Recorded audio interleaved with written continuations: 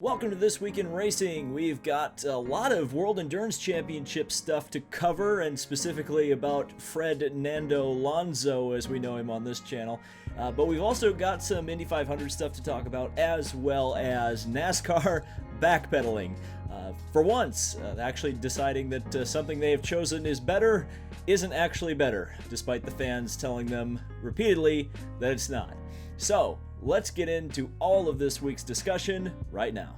So I've already done a couple of videos on this, but for more of you general people out there, general motorsports fans, the Indy 500 entry list was revealed on May 1st, and it contains 36 cars. In that 36 entry list, there are 7 winners, 7 rookies, and because there are only 33 starting spots, 3 drivers will be going home. And again, I would urge you to check out Indy 500 Month on my channel in the last 2 videos for more in-depth coverage of this particular issue.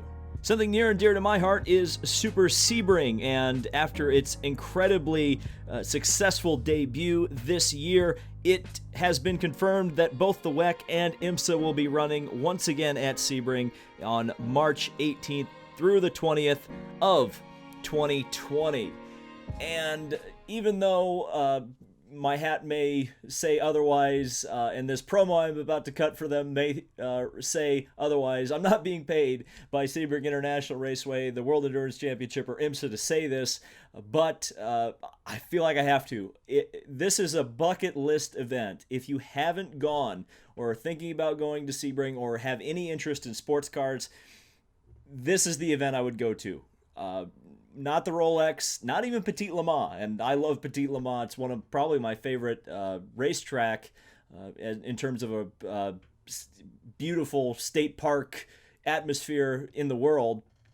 I would say go to Sebring because you get the best of both worlds. You get truly classic racing, kind of old school racing with the WEC cars. And yes, I understand that Toyota dominates most of the time. They usually win by 3 or 4 laps, but you know, in the glory days of racing, that's what it was like. So if you want to experience that, just swap, if you really got a problem with it, just swap Toyota and Alonso for Fangio and Mercedes, and then you're good. It's, you know, just like the old days.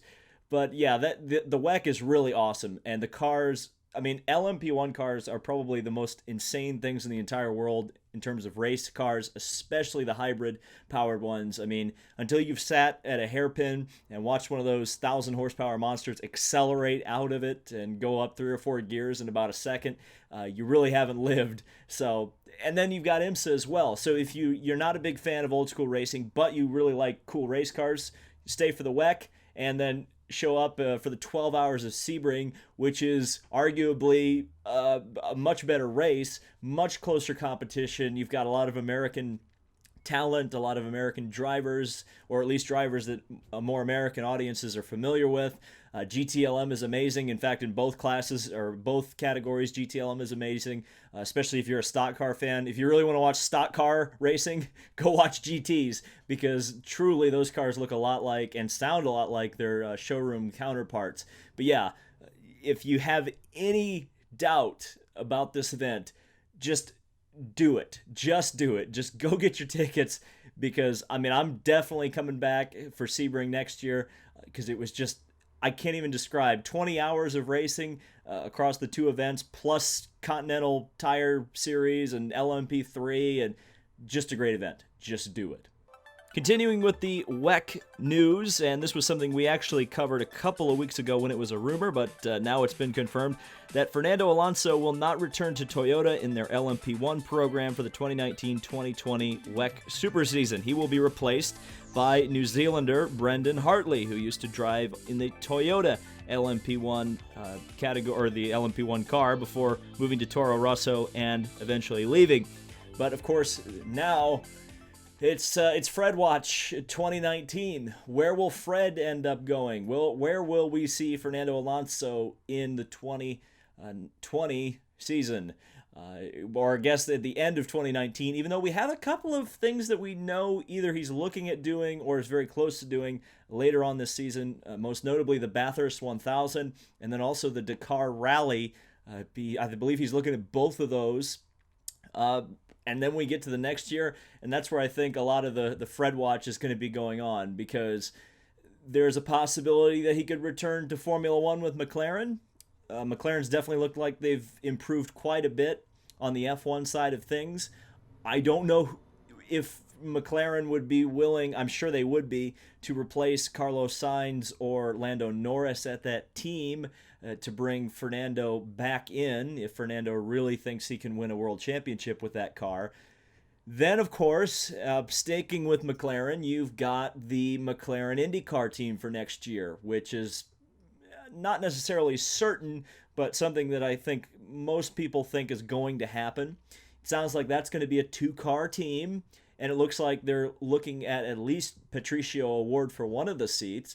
So you'd have to think, especially if they get on well in the month of May, both Award and Alonso, that Alonso may feel that it's beneficial to go run a full season of IndyCar racing for 2020, especially if he doesn't win the Indy 500 this year. And I think, and I'm sticking my neck out by saying this because I'll probably be proved wrong at some point, but it's looking like it's going to be a very uphill battle for him to try to win the Indy 500 this year. Now, the 24 Hours of Le Mans, that's a completely different scenario because of the fact that, once again, he's going to be in the best car, and barring mechanical failure, it seems like the number 8 Toyota would more than likely be the favorite to take the victory at Le Mans. Now, of course, there's always the question of what happens in 24 hours, but he could go back-to-back there. And Alonso has also opened up the possibility of staying in the WEC, just not driving for Toyota, which I found to be very fascinating. Maybe he goes GT racing. That could be quite a story if Alonso drives for Corvette or BMW or maybe a privateer Ford. Maybe Alonso buys a Ford GT and just starts his own team. Wouldn't that be cool? I don't think that will happen. Maybe McLaren will come into GTE. Boy, it needs a new manufacturer, but I don't know if McLaren would really be willing to make that investment. But there's also the whole hypercar thing. Whenever that ends up, if that ever ends up happening, McLaren is one of the brands that is looking at entering hypercars into the WEC whenever WEC decides to get off their butts and actually make some regulations for the manufacturers to decide whether or not they want to enter or not enter the WEC for whenever the new LMP1 or hypercar regulations come. So what do you think of Fernando Alonso? I'd love to hear your thoughts down in the comments. A lot of times the comment section is better at speculating than I am, and I'm the guy running the show. It's always weird how that happens. And finally, NASCAR has ditched group qualifying. This was something that there was a major fan backlash about group qualifying, and for good reason. It definitely was not making the sport look very good. The new regulations for NASCAR qualifying are this. Tracks less than 1.25 miles will be a total, or cars qualifying will have to complete a total of 2 laps. Larger than 1.25 miles, they will only be required to complete 1 lap for qualifying. And most notably, it's not group qualifying anymore. It's just single car qualifying. Each car goes out, makes a lap, and comes in, and whatever their speed is determines where they qualify. And I think it's fascinating that 2 of the hottest button issues in American motorsport have been revolving around qualifying. You've got on the NASCAR side this whole group versus single car qualifying debate. And then on the IndyCar side, you've got this whole fastest 33, or maybe not fastest 33, the qualifying debate over on the IndyCar side. And it's kind of funny how far apart both the fan bases are on this. And I put it down to the reason that I did in my video that I talked about the NASCAR qualifying and what I would do to create an entertaining session that NASCAR wanted. And clearly they've kind of gone back on that now. But it comes down to this. NASCAR qualifying will almost certainly never be entertaining because really there's nothing at stake. Ultimately, qualifying isn't really qualifying in NASCAR because it's not like you can not qualify for the race. And even if you don't set a time and you're a charter car, they'll still give you a spot on the starting grid. So it's not like you're going to go home. So really it's just, okay, where are the cars going to be positioned on the starting grid?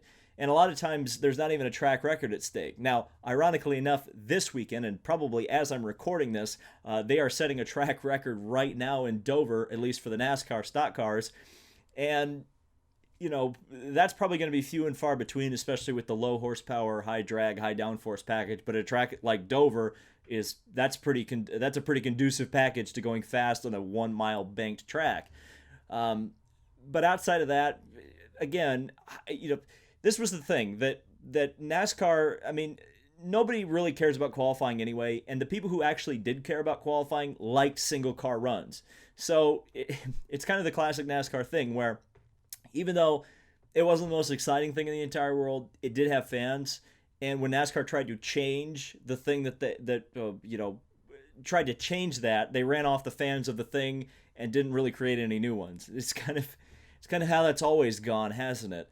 And I know some people, again, because of that comparison, because of the fact that everybody's been talking about qualifying across American motorsport, well, why is the Indy 500 qualifying different? Well, again, there's no locked-in spots. There's a chance that some of the bigger guys could go home. Now, I understand the arguments and blah, blah, blah. You know, Dale Jr. and Chase Elliott should always be in the race, even if Dale Jr. is concussed and won't ever race again, except for in the Xfinity Series. But you get my point.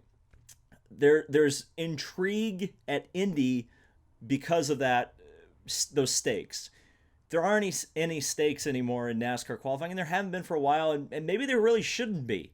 So why NASCAR wanted to turn qualifying into some sort of a spectator event, I don't understand it, because, again, not a whole lot at stake. Do I really care one way or another as a fan? I'm probably not going to tune into qualifying either way, because what am I trying to watch? What is the hook? Even group qualifying was just like, meh, who cares? You know, most of the time in group qualifying anyway, especially a couple of years ago when they had like 20 minutes, it was pretty much single car qualifying anyway, so it didn't even matter. But I don't know. Maybe some people are upset by this. Maybe some people actually have some rational thoughts about NASCAR qualifying. Do you like single car qualifying better? I mean, do you tune in every week to watch NASCAR single car qualifying? Was this something you really love, really entertained by? I'd be fascinated to hear your comments down below. So that's been This Week in Racing, the first This Week in Racing in May. Probably going to be a weird schedule for this show in the month of May. I'm not sure how I'm really going to do it when I'm in Indianapolis, but I'll try to cover some of the big things that come up throughout the month that don't necessarily directly pertain to the Indianapolis 500. So thank you guys so much for watching. This has been David Land on YouTube, and we'll see you in the next video. Subscribe for more motorsport content.